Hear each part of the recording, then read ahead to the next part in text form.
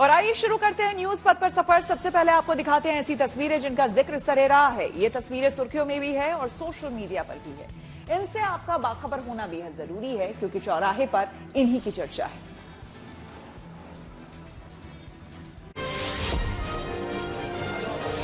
दिल्ली के मुख्यमंत्री अरविंद केजरीवाल ने 1.5 साल के उस बच्चे कनव से मुलाकात की जिसने एक दुर्लभ बीमारी को मात दी।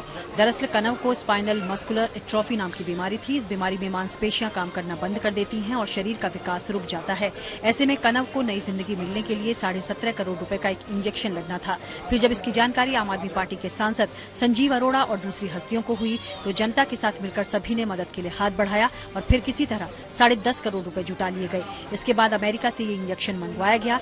इसमें केंद्र सरकार ने भी सहयोग दिया और इम्पोर्ट ड्यूटी हटा दी गई। साथ ही कंपनी ने भी इस इंजेक्शन को डिस्काउंट में दे दिया। सीएम केजरीवाल ने कहा कि देश में इस बीमारी के अब तक सिर्फ 9 ही मामले हैं, लेकिन सभी के प्रयासों से इस बच्चे ने ये जंग जीत ली। कंपनी वालों ने भी सहयोग किया तो उन्होंने 10.5 करोड़ रुपए में वो 17.5 करोड़ का इंजेक्शन भेज दिया। हम कंपनी का भी शुक्रिया अदा करना चाहते हैं और केंद्र सरकार ने उसके ऊपर से इम्पोर्ट ड्यूटी हटा दी तो हम केंद्र सरकार का भी शुक्रिया अदा करना चाहते हैं। अब ये बता रहे हैं कि उसकी वजह से अब इसमें काफी इम्प्रूवमेंट है। जैसे यूपी के इटावा से बीजेपी सांसद रामशंकर कठेरिया ये नहीं बता पाए कि 20 करोड़ में कितने जीरो होते हैं। इसका एक वीडियो भी सोशल मीडिया पर वायरल हो गया। दरअसल इटावा क्लब परिसर में 30 योजनाओं की सौगात देने को लेकर एक कार्यक्रम रखा गया था। इसी कार्यक्रम के मुख्य अतिथि प्रदेश के कैबिनेट मंत्री जितिन प्रसाद जब मंच पर संबोधन कर रहे थे तो उन्होंने मंच से ही चुटकी लेते हुए सांसद और प्रोफेसर रामशंकर कठेरिया की तरफ इशारा करते हुए कहा कि अगर वो 20 करोड़ में लगने वाली जीरो की संख्या बता देंगे तो यहाँ 200 करोड़ रुपए की सड़कें बनवा देंगे। इस पर रामशंकर कठेरिया ने 20 करोड़ में 6 जीरो होने की बात कही, जबकि हकीकत में 20 करोड़ में 8 जीरो होती हैं। अब यही जीरो वाली बात रामशंकर कठेरिया के लिए आफत बन गई है। अगर बता दें कि 20 करोड़ में कितने जीरो लगते हैं तो मैं 200 करोड़ का बनवा दूंगा।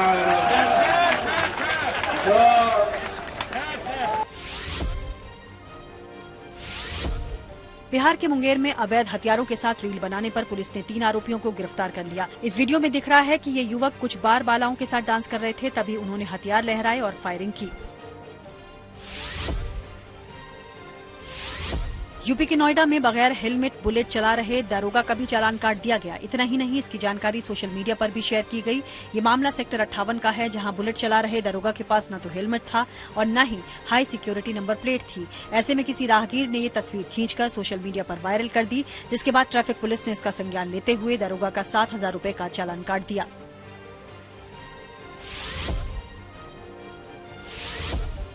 अभी महीना भर पहले 250 से 300 रुपए किलो बिक रहे टमाटर के दाम अब औंधे मुंह गिर गए। ऐसे में महाराष्ट्र के लातूर में सही भाव न मिलने पर कुछ किसानों ने अपने टमाटरों को सड़क पर ही फेंक दिया। उनका दावा है कि उन्हें प्रति किलो टमाटर का सिर्फ 1 रुपया मिल रहा है। टमाटर की खेती करने वालों का कहना है कि उन्हें लागत के भी पैसे नहीं मिल पा रहे। जिंदगी का सफर सुहाना हो, इसके लिए सावधान रहना जरूरी है। रोजमर्रा के आपाधापी में कुछ देर बैठकर सोचना समझना भी जरूरी है कि आपके आसपास क्या हो रहा है और जो कुछ हो रहा है उससे हमारी जिंदगी, हमारा परिवार कैसे प्रभावित हो सकता है। इसलिए हॉर्न बजाकर बाखबर करने वाली खबर जरूरी होती है। और आज की ये खबर बच्चों के लिए नींद की अहमियत से जुड़ी है। आमतौर पर इस बात पर ज्यादा ध्यान नहीं दिया जाता कि बच्चे की नींद पूरी हुई या नहीं, वो रात में 8 घंटे सोया है या नहीं। लेकिन नई स्टडी बताती है कि अगर बच्चा गहरी नींद सोता है तो इसका असर उसके दिल, दिमाग और ग्रोथ पर पड़ता है। मामला बच्चों की सेहत से जुड़ा है, इसलिए जरूरी है कि इसे लेकर सावधानी वाला हॉर्न बजाया जाए। धमा चौकड़ी और उछल कूद, फिर भी बिस्तर पर जाते ही आंखों से नींद गायब। क्या क्या जतन करने पड़ते हैं इन्हें सुलाने के लिए। कभी लोरी गानी पड़ती है, कभी राजकुमार तो कभी परियों की कहानी सुनानी पड़ती है। गोदी में झुलाने और थपकियां देने के बाद इनकी पलकें नींद से बोझिल होती हैं। आमतौर पर सभी बच्चे सोने में समय लगाते हैं और सोने से पहले मम्मी को परेशान जरूर करते हैं। किसी तरह सो भी जाएं तो इस बात की गारंटी नहीं कि पूरी रात गहरी नींद आएगी। कुछ बच्चे रात में 1-2 बार जागते हैं और इसलिए जब सुबह उठते हैं तो तरोताजा महसूस नहीं करते। हालांकि बच्चों के मामले में नींद की समस्या को आमतौर पर गंभीरता से नहीं लिया जाता, लेकिन इसका बच्चों की सेहत पर गंभीर असर पड़ता है। इसलिए जरूरी है कि इसे लेकर सावधानी वाला हॉर्न बजाया जाए।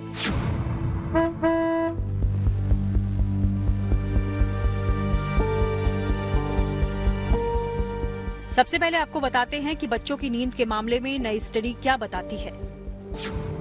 इसके मुताबिक बच्चों का रात में 8 घंटे सोना जरूरी है, क्योंकि अच्छी नींद बच्चे के दिलो दिमाग और शारीरिक विकास में मदद करती है। नींद पूरी होने से बच्चा फ्रेश महसूस करता है और चिड़चिड़ा नहीं रहता। मुश्किल ये है कि बच्चे अक्सर अपनी परेशानी बता नहीं पाते और उनकी नींद के मामले में घर वालों से लापरवाही होती रहती है। जानकार मानते हैं कि अगर बच्चे को सोने के लिए बेहतर माहौल नहीं मिलता तो थकान के बावजूद वो सोना नहीं चाहता और नतीजतन वो रोता रहता है, परेशान रहता है, परेशान करता है। ऐसा भी होता है कि बच्चे खेल में इतने मगन हो जाते हैं कि नींद आने के बावजूद सोना नहीं चाहते। बच्चों के साथ ऐसे हालात ना हो, इसलिए जरूरी है कि बच्चों के लिए एक बेड टाइम रूटीन बनाया जाए। खासकर स्कूल जाने वाले दिनों में उनको टाइम पर सोने की आदत डाली जाए। अगर रात में 9 बजे उसके कमरे की लाइट्स ऑफ कर दी जाए तो बच्चे को धीरे धीरे इसकी आदत हो जाएगी। इसके अलावा कुछ ट्रिक्स भी अपनाई जा सकती हैं। मसलन 5 साल से छोटे बच्चों के मामले में दूध पीना और भोजन का समय तय किया जाए। उनका बिस्तर साफ और मुलायम हो। बड़े खिलौने बच्चे के पास न रखें, उसे तकिया न लगाएं और भारी चादर या कंबल से बच्चे का मुंह न ढकें।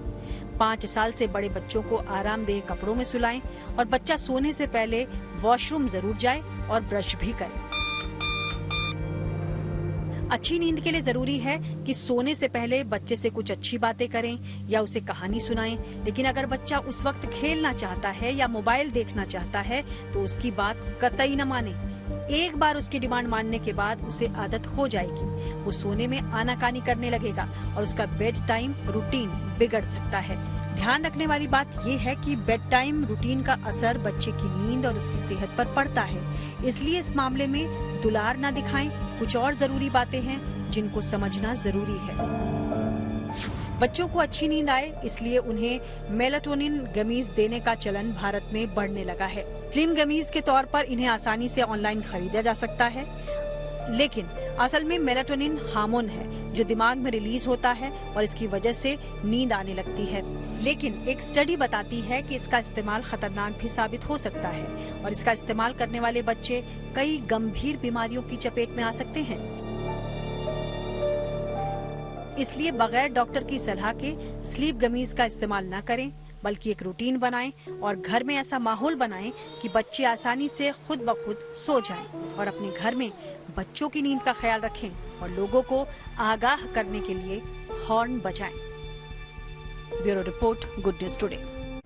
बच्चों के लिए पूरी और गहरी नींद की जरूरत पर हमने बात की डॉक्टर तौसीफ इकबाल से। सुनिए क्या कहना है उनका। एज वाइज ऐसे हम डिस्ट्रीब्यूट करें तो न्यूबॉर्न जो है कम से कम 16 से 20 घंटे सोते हैं। प्री स्कूल एज के बच्चे 10 से 12 घंटे सोते हैं। स्कूल गोइंग एज के बच्चे जैसे कि 6 से 12 साल के बच्चे हो गए, वो 9 से 12 घंटे के बीच में अपनी नींद लेते हैं। और टीन एजर्स जो होते हैं, जब 13 साल से 18 साल तक के बच्चे जो हो जाते हैं, उनको 8 से 10 घंटे की नींद काफी जरूरी होती है। सो अगर नींद बच्चे की पूरी नहीं होती है तो एक तो बच्चे का ब्रेन डेवलपमेंट में थोड़ा सा इशू पड़ जाता है, ग्रोथ में थोड़े से इश्यूज आने लग जाते हैं, लर्निंग एबिलिटीज में थोड़ी सी प्रॉब्लम देखने को मिल जाती है और बच्चा काफी ज्यादा फ्रीक्वेंटली इल भी रहना लग जाता है क्योंकि नींद पूरी नहीं होती, एडिक्वेट रेस्ट नहीं मिलता बच्चे को, तो बॉडी हमेशा एक स्ट्रेस में रहती है। तो सबसे ज्यादा अहम चीज होती है वो ये होती है कि एक रेगुलराइजेशन होना चाहिए। जैसे बच्चे को अगर सुलाना है तो हर रोज 9:30 से 10 बजे का जो टाइम एक सेट कर लिया जाए और डेली उसी टाइम पे बच्चे को सुलाया जाए। साथ में बच्चे का जो रूम है जो एक क्वाइट, डार्क और कूल एनवायरनमेंट जैसा होना चाहिए, ना कि वहां पर थोड़ा सा लाइट हो या शोर शराबा नहीं होना चाहिए, नहीं तो स्लीप डिस्टर्ब होती है। सोने से जस्ट पहले कोई भी ऐसी स्टिमुलेटिंग एक्टिविटी नहीं होनी चाहिए जिससे कि उसकी स्लीप साइकिल में कुछ हैम्पर हो, जैसे कि टीवी देखना, टीवी पे कोई शोज वगैरह देखना, न्यूज चैनल वगैरह में देखना या फिर मोबाइल का उपयोग करना, ये सब चीजें अवॉइड करनी चाहिए। सो बेसिकली जो स्लीप वाला जो टाइम है वो एक रिलैक्सेशन टाइम होना चाहिए ताकि बच्चा रिलैक्स रहे उस टाइम पे और रिलैक्स करते करते आराम से सो जाए। संसद भवन के कर्मचारियों के लिए बनी है नई ड्रेस। आइए सीधे आपको लिए चलते हैं न्यूज एक्सप्रेसवे पर, जहां देश भर की कुछ और जरूरी खबरें कर रही हैं आपका इंतजार।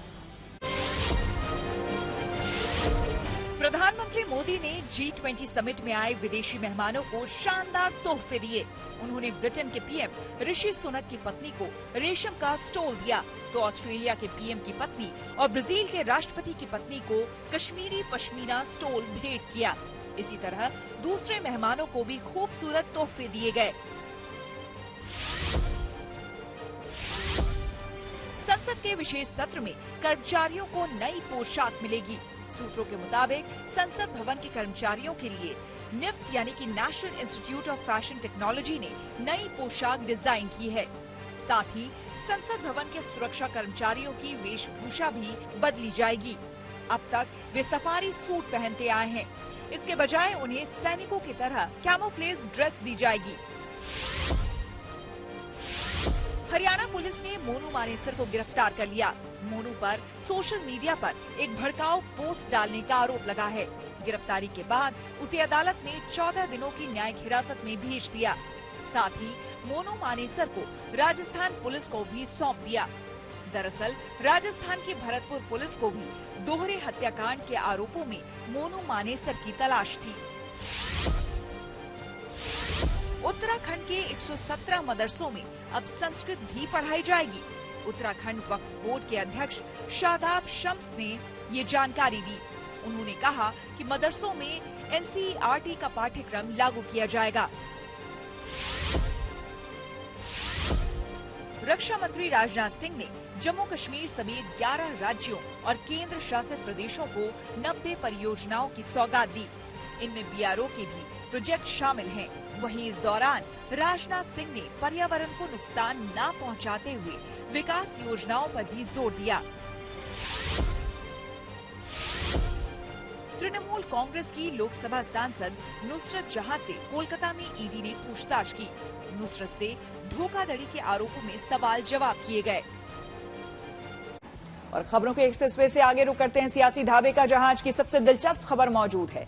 सनातन के मुद्दे पर शुरू हुआ सियासी घमासान थमने का नाम नहीं ले रहा। वजह है कि डीएम के नेताओं की लगातार बयानबाजी अपनी सहयोगी पार्टी की वजह से कांग्रेस और इंडिया गठबंधन की मुश्किल बढ़ गई है, क्योंकि बीजेपी दोनों पर ताबड़तोड़ हमले बोल रही है। उद्धव ठाकरे तो कमाल हो गए साहब। मैं ये सारा संदेहास्पद परिस्थिति आपको बता रहा हूं, जो इस विश्लेषण को कंफर्म करती है कि सनातन विरोध तथा कथित घमंडिया अलायंस का संकल्प है।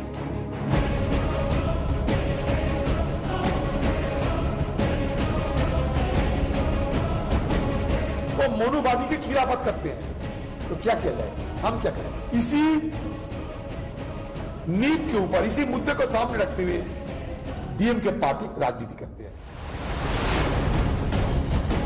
जो सनातन के विरोध में बात करेगा, उस हर बोलने वाली शब्द बोलने वाली जबान को हम खींच करके बाहर निकाल दें।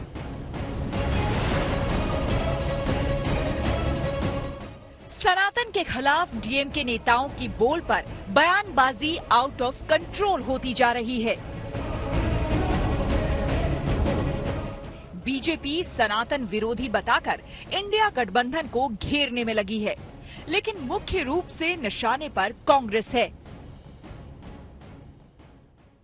यह है परिवारवादी घमंडिया गठबंधन का घमंड, और वो इस तरीके की बेतुकी बातें कहने में कोई गुरेज नहीं करते। बीजेपी को अलग से सनातन का मुद्दा उठाने की जरूरत नहीं। खुद डीएमके के नेता बार बार सनातन विरोधी बयान दे रहे हैं। पहले स्टालिन के मंत्री बेटे ने सनातन की तुलना बीमारियों से की थी। अब तमिलनाडु के एक और मंत्री ने ये कहकर कांग्रेस की मुश्किल बढ़ा दी है कि इंडिया गठबंधन सनातन के खिलाफ ही एकजुट हुआ है।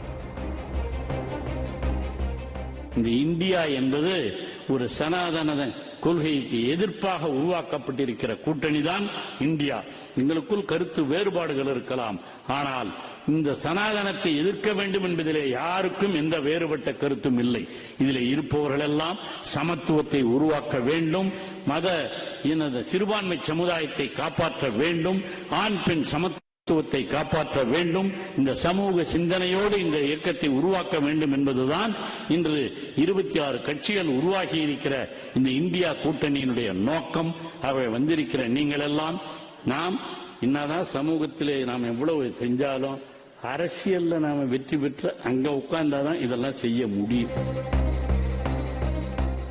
दिलचस्प ये है कि अभी तक बीजेपी जो आरोप लगा रही थी उसे डीएमके ने एक तरह से मुहर लगा दी है। वैसे तमिलनाडु में स्टालिन की पार्टी को सनातन विरोधी का फायदा हो सकता है, लेकिन उत्तर भारत में कांग्रेस इसकी गंभीरता समझती है। इसलिए बीजेपी की कोशिश इंडिया गठबंधन को ही सनातन विरोधी साबित करने की है। सवाल सोनिया, राहुल और अखिलेश सभी से है।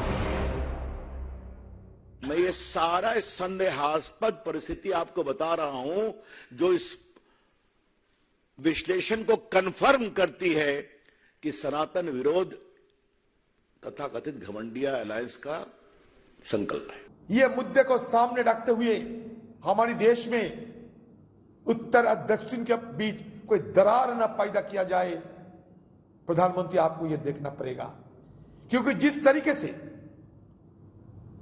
इस मुद्दे को लेकर दिन रात प्रचार किए जा रहे हैं, लगता है मुझे कि बीजेपी पार्टी की किस हिस्सों में यह दरार पैदा करने की मंशा है। चुनावी तौर पर सनातन कितना अहम साबित हो सकता है, इसका अंदाज इस बात से लगाइए कि खुद प्रधानमंत्री ने अपने मंत्रियों को इस मुद्दे पर पूरी तैयारी से जवाब देने को कहा है। तब से सनातन सियासत के केंद्र में आ चुका है, जिसे लेकर बीजेपी आक्रामक है और कांग्रेस भौचक। सौगंध हमें उन सब हमारे पूर्वजों की जिन्होंने, चाहे वो महाराजा सूरजमल होंगे, चाहे वीर दुर्गादास होंगे या महाराणा प्रताप है, हम सबको उनकी सौगंध उठा करके खड़े होना पड़ेगा कि हम इस सनातन पर हमला करने वालों को बर्दाश्त नहीं करेंगे। हम बर्दाश्त नहीं करेंगे, हम उनको उखाड़ करके फेंक दो और चुनौती के साथ में खड़ा होना पड़ेगा। जो सनातन के विरोध में बात करेगा उस हर बोलने वाली शब्द बोलने वाली जबान को हम खींच करके बाहर निकाल देंगे। हमें ना उनसे राष्ट्रवाद पे सर्टिफिकेट चाहिए और ना धर्म पे सर्टिफिकेट चाहिए। हम सर्वधर्म समभाव में यकीन रखते हैं। हमारी अलायंस इसलिए साथ आई है क्योंकि हम संविधान में यकीन रखते हैं। उन लोगों को आईना दिखाते हुए ये बात जरूर पूछना चाहती हूँ कि जिस धर्म में नारी को देवी की उपाधि दी गई है, वहाँ पर 2 महिलाओं को नंगा घुमाया गया, उन्होंने कुछ नहीं किया। आसार यही है कि राज्यों के विधानसभा चुनाव से होते हुए लोकसभा चुनाव तक सनातन बड़ा मुद्दा बनेगा। डीएमके की तरफ से अगर बयान आते रहे तो इंडिया गठबंधन और खासकर कांग्रेस को मुश्किल होने वाली है। Bureau report, good news today. और न्यूज पथ पर आगे है धन बाजार, जहां शेयर बाजार से लेकर कारोबार तक की सभी अहम खबरें होती हैं, जिसका सीधा रिश्ता आपकी आमदनी आपकी जेब से होता है। तो तेज रफ्तार खबरों के बीच ये जरूरी खबरें छूट ना जाए, इसलिए सीधे लिए चलते हैं धन बाजार।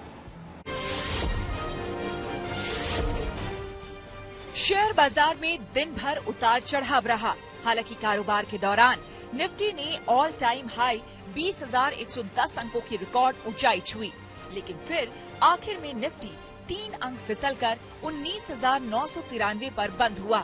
वहीं सेंसेक्स में 94 अंकों की बढ़त देखी गई। ये 67,221 पर बंद हुआ। दिल्ली सराफा बाजार में सोने चांदी के दाम स्थिर रहे। इनके भाव में कोई बदलाव नहीं हुआ। सोना अब भी 60,000 प्रति 10 ग्राम की कीमत पर मिलेगा, तो चांदी भी फिलहाल बिना किसी बदलाव के 74,400 रुपए प्रति किलो बनी हुई है। सरकार डीजल वाहनों पर अतिरिक्त टैक्स लगाने पर विचार कर रही है। केंद्रीय सड़क एवं परिवहन मंत्री नितिन गडकरी ने कहा कि डीजल वाहन सबसे ज्यादा प्रदूषण फैलाते हैं और सरकार चाहती है कि सड़क पर इनकी संख्या कम से कम हो।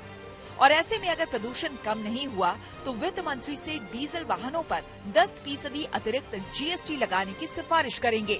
डीजल यूज करने वाले व्हीकल के ऊपर अगर जल्दी आप अल्टरनेटिव नहीं लाएंगे, इसको कम नहीं करेंगे, तो हम अपने तरफ से पेट्रोलियम में हमारे वित्त मंत्री जी को अनुरोध करेंगे कि डीजल को डिस्करेज करने के लिए उसके ऊपर एडिशनल पोल्यूशन टैक्स लगाएं। मोर्चे के मोर्चे पर थोड़ी राहत की खबर आई। खुदरा महंगाई दर अगस्त में गिरकर 6.83% पर आ गई। हालांकि इससे पहले जुलाई में ये दर 7.44% पर पहुंच गई थी। दरअसल महंगाई में ये गिरावट सब्जियों के दामों में कमी होने की वजह से आई। मोटर बाइक कंपनी कावासाकी ने अपनी super sports bike Ninja ZX4R को लॉन्च कर दिया। कंपनी का दावा है कि ये देश की पहली 4 सिलेंडर सुपर स्पोर्ट्स बाइक है। इसमें ब्लूटूथ कनेक्टिविटी भी दी गई है। वहीं इस बाइक की कीमत करीब 8.5 लाख रुपए रखी गई है।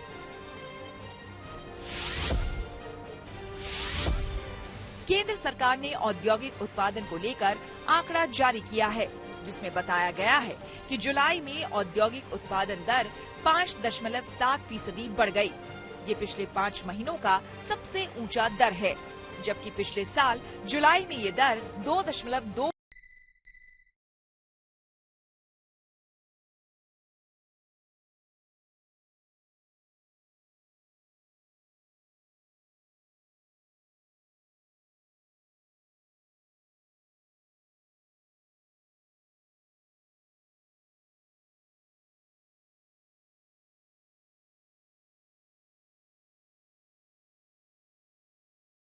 था। और अब रुक करते हैं प्रगति।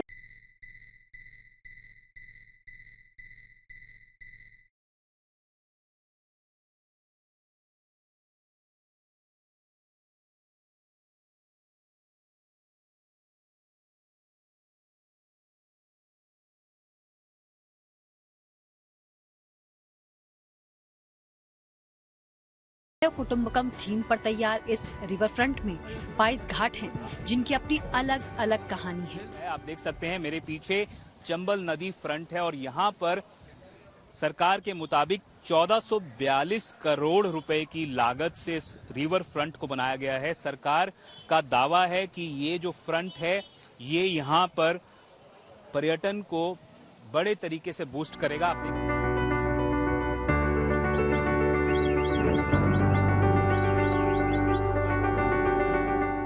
कोटा बैराज से नयापुरा पुलिया तक 2.75 किलोमीटर की लंबाई में चंबल नदी के दोनों किनारों पर चंबल रिवर फ्रंट को विकसित किया गया है। इस रिवर फ्रंट की कुल लंबाई 6 किलोमीटर है। दुबई की तर्ज पर तैयार किया गया लीनियर फाउंटेन है, जहां हर शाम म्यूजिकल शो होगा। तो संगमरमर से बनी 242 फीट की मूर्ति, जिसके हाथों में रखे कलश से हर घंटे 7 लाख लीटर पानी गिरेगा। दावा है कि ये रिवर फ्रंट अकेले 4 वर्ल्ड रिकॉर्ड बनाएगा। करीब 5.5 किलोमीटर एरिया में फैले इस रिवर फ्रंट के एक हिस्से पर जवाहर घाट है, जहां नेहरू जी का गन मेटल से बना मुखौटा लगाया गया है। ये फेस मास्क 12 मीटर ऊंचा और 3 मीटर चौड़ा है। वहीं नंदी घाट पर जोधपुर पत्थर से 1000 टन वजनी 15 फीट चौड़ी और 20 फीट ऊंची नंदी की प्रतिमा लगाई गई है। इसके अलावा ब्रह्मा घाट पर सबसे बड़ी घंटी बनाई गई है, जिसके दुनिया की सबसे बड़ी घंटी होने का दावा किया जा रहा है। बताया जा रहा है कि इस घंटी की आवाज 8 किलोमीटर दूर तक सुनाई देगी।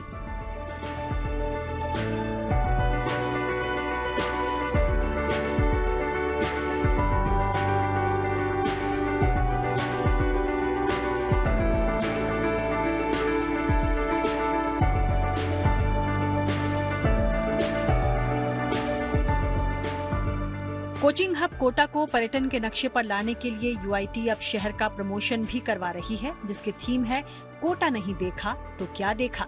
इसके लिए बॉलीवुड स्टार दीपिका पादुकोण और रणवीर सिंह 1 साल के लिए ब्रांड एम्बेसडर भी बनाए गए हैं। कोटा से देव अंकुर वधावन और चेतन गुर्जर के साथ bureau report, good news today. News पथ के सफर में अब सोशल अड्डा पर थोड़ा सा रुकते हैं और आज के मुद्दे पर लोगों की राय जानते हैं।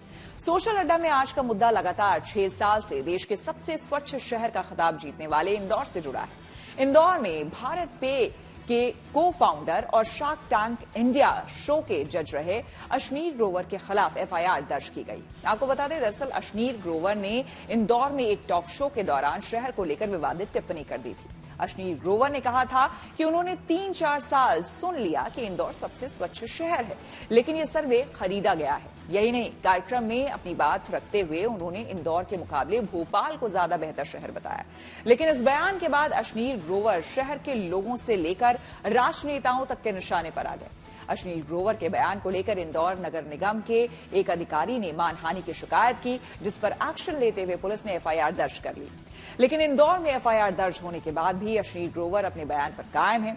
उन्होंने अपने बयान का वीडियो शेयर करते हुए एक पोस्ट लिखा कि वो इसके लिए इंदौर के लोगों से माफी मांगते हैं, लेकिन नेताओं से नहीं।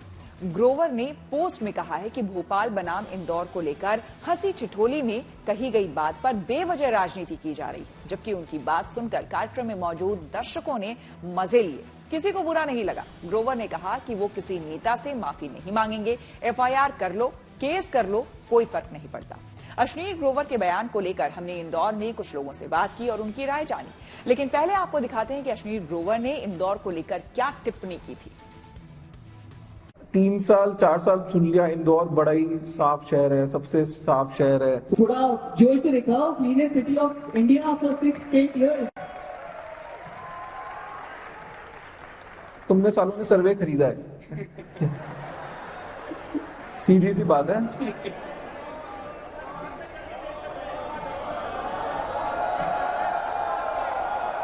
अरे भाई, क्लीनेस्ट में सिर्फ चिप्स के पैकेट को नहीं गिनते, मलबे को भी गिनते हैं, ठीक है।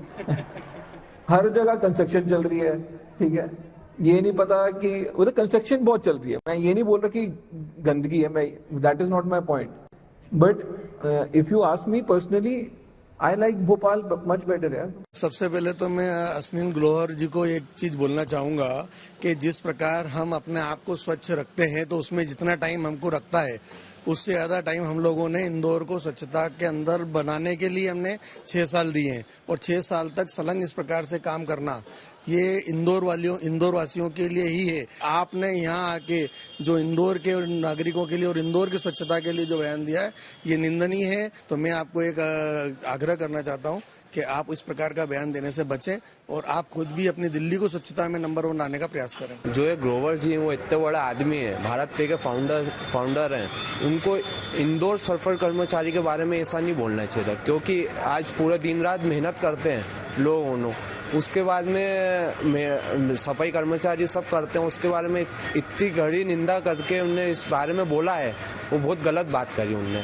ये गलत तरीका है, उनको ऐसा नहीं करना चाहिए था। इंदौर नगर निगम के सफाई कर्मचारी और इंदौर की जनता की बहुत मेहनत से ये जो है अवार्ड मिले हैं। इतना आसान थोड़ी है स्वच्छता रखना। आज से 10-15 साल पहले मोदी जी ने जब ये स्वच्छता का अभियान चलाया था, उसके पहले इंदौर को देखते तो ऐसा लगता कि ये कहाँ रह रहे हैं हम, और आज हम देखते हैं कि कहाँ रह रहे हैं हम। कुछ ही देर में शुरू होने वाला है एप्पल का मेगा इवेंट। तो टेक्नोलॉजी से जुड़ी ऐसी ही हर एक जरूरी खबर को जानने समझने के लिए आइए आपको लिए चलते हैं डिजिटल गली। एप्पल आज आईफोन 15 सीरीज पेश करेगी। ये कार्यक्रम भारतीय समय के अनुसार कुछ ही देर में रात 10:30 बजे से शुरू होगा। वैसे ये पहली बार हो सकता है कि लॉन्च के दिन नया आईफोन मॉडल जो आप खरीदें वो भारत में बना हुआ हो। चर्चा है कि भारत में असेंबल किया गया कोई नया आईफोन उसके ग्लोबल लॉन्च के दिन ही खरीदने के लिए उपलब्ध हो सकता है। हिमाचल प्रदेश में शिक्षा विभाग ने लाइब्रेरियों को डिजिटल करने का अभियान छेड़ दिया। विभाग के अनुसार प्रदेश में 138 लाइब्रेरी को डिजिटल किया जाएगा। इस प्रोजेक्ट की शुरुआत शिमला से की गई। इसके बाद दूसरे स्कूलों में भी जल्द डिजिटल लाइब्रेरी बनाई जाएंगी। दिल्ली सरकार ने वायु प्रदूषण में सुधार करने और विंटर एक्शन प्लान को लेकर एक बैठक की, जिसमें सर्दियों के दौरान आर्टिफिशियल बारिश को लेकर भी चर्चा हुई। इस बैठक में देश विदेश के 24 एक्सपर्ट शामिल हुए, जिन्होंने पर्यावरण को बेहतर बनाने के लिए कई तरह के सुझाव दिए। किम जोंग उन पहुंच चुके हैं रूस। आइए लिए चलते हैं आपको न्यूज एक्सप्रेसवे पर, जहां दुनिया की कुछ और जरूरी खबरें कर रही हैं आपका इंतजार। जेल में बंद पाकिस्तान के पूर्व प्रधानमंत्री इमरान खान के लिए अदालत से एक अच्छी खबर आई। वहां एक स्पेशल कोर्ट ने उन्हें 15 सितंबर तक अपने बेटों से फोन पर बात करने की इजाजत दे दी। इससे पहले इमरान ने एक याचिका दायर की थी और अपने बेटों से बात करने की मंजूरी मांगी थी। इमरान का आरोप था कि जेल प्रशासन उनके साथ खराब बर्ताव कर रहा है और उन्हें अपने बेटों से भी फोन पर बात नहीं करने दी गई थी। ब्रिटेन में 2 भारतीय मूल के लेखकों के नाम प्रतिष्ठित पुरस्कार के लिए नॉमिनेट किए गए। इनमें यूके में रह रही नंदिनी दास और अमेरिका में रह रहे क्रिस मांजप्रा शामिल हैं। इनके नाम ब्रिटिश अकादमी बुक प्राइज के लिए नॉमिनेट हुए हैं। इसके लिए करीब 26 लाख रुपए बतौर पुरस्कार मिलेंगे। इन लेखकों को ग्लोबल कल्चरल अंडरस्टैंडिंग की सूची में शामिल किया गया है। इसके अलावा दुनिया भर से 4 और लेखक इस पुरस्कार की दौड़ में हैं। उत्तर कोरिया के सर्वोच्च नेता किम जोंग उन ट्रेन के जरिए रूस पहुंचे, जहां वो रूसी राष्ट्रपति व्लादिमीर पुतिन से मुलाकात करेंगे। चर्चा है कि इस दौरे में किम जोंग उन यूक्रेन जंग के बीच रूस को हथियार बेचने पर बातचीत कर सकते हैं। तुर्की में एक रिसर्चर को 9 दिनों के बाद गुफा से सुरक्षित बाहर निकाल लिया गया। दरअसल ये रिसर्चर गुफा का मैप बनाने के लिए तुर्की की तीसरी सबसे गहरी खाई में उतरा था, लेकिन वो 2 सितंबर को बीमार पड़ने की वजह से गुफा में ही फंस गया। फिर 6 देशों ने रिसर्चर को बचाने के लिए रेस्क्यू ऑपरेशन चलाया। अफ्रीकी देश लीबिया के कई हिस्सों में तूफान और बारिश ने काफी कहर बरपाया। वहां से सामने आई तस्वीरों में कहीं सड़कों में दरारें दिखी तो कहीं कारें उल्टी पुल्टी गिरी दिखाई दी। अब वहां के अल बायदा इलाके में जहां तक नजर दौड़ाएंगे आपको पानी ही पानी दिखेगा। यहां रिहायशी इलाके भी पानी में डूबे हुए हैं। ऐसे में लोगों की मदद के लिए रेस्क्यू ऑपरेशन चलाया गया है। अमेरिका में किलाउआ ज्वालामुखी में विस्फोट हो गया, जिसके बाद वहां से हैरान कर देने वाली तस्वीरें सामने आई। हवाई प्रांत के बिग आइलैंड पर मौजूद किलाउआ ज्वालामुखी दुनिया के सबसे सक्रिय ज्वालामुखियों में से एक है। रोहित शर्मा ने बनाया है नया रिकॉर्ड। तो खेल जगत की और खबरों को जानने के लिए आइए चलें खेल चक्कर। रोहित शर्मा वनडे में 10 हजारी बन गए। उन्होंने एशिया कप में श्रीलंका के खिलाफ मुकाबले के दौरान ये कारनामा किया।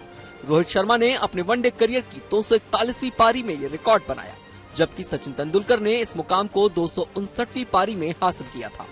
वनडे क्रिकेट में सबसे तेज 10,000 रन बनाने का रिकॉर्ड विराट कोहली के नाम है, जिन्होंने 205वीं इनिंग में 10,000 रन का आंकड़ा छुआ था। फुटबॉल टूर्नामेंट सुब्रतो कप का आयोजन 19 सितंबर से होगा और ये 23 अक्टूबर तक चलेगा। इसके मैच दिल्ली, गुरुग्राम और बेंगलुरु में होंगे। इस प्रतियोगिता में 180 से ज्यादा मैच खेले जाएंगे। वनडे वर्ल्ड कप से पहले इसकी ट्रॉफी को मुंबई लाया गया, जहां आम लोगों और बच्चों को ये ट्रॉफी दिखाई गई। इस दौरान स्कूली बच्चों ने टीम इंडिया को शुभकामनाएं दी। क्रिकेट वर्ल्ड कप की शुरुआत अगले महीने 5 अक्टूबर से होगी। India, India, India, India. Badminton खिलाड़ी गायत्री गोपीचंद और त्रिशा जॉली की जोड़ी ने हांगकांग ओपन में जीत से शुरुआत की। उन्होंने पहले दौर के मुकाबले में 21-15, 16-21 और 21-16 से जीत हासिल की। 17 साल के भारतीय ग्रैंड मास्टर डी गुकेश ने चेन्नई में सीएम एमके स्टालिन से मुलाकात की। इस दौरान स्टालिन ने गुकेश का सम्मान किया और उनका हौसला बढ़ाया। गुकेश ने पिछले दिनों रैंकिंग में विश्वनाथ आनंद को पछाड़ दिया था। गुकेश टॉप भारतीय शतरंज खिलाड़ी बन गए थे। उन्होंने 37 साल बाद भारतीय दिग्गज विश्वनाथन आनंद को पीछे किया। गुकेश अब आनंद से आगे निकलकर दुनिया में नंबर 8 पर हैं। इसी के साथ न्यूज पप में मेरे यानी श्वेता झा के साथ फिलहाल इतना ही। देश दुनिया की तमाम पॉजिटिव खबरों के लिए आप देखते रहिए गुड न्यूज टुडे।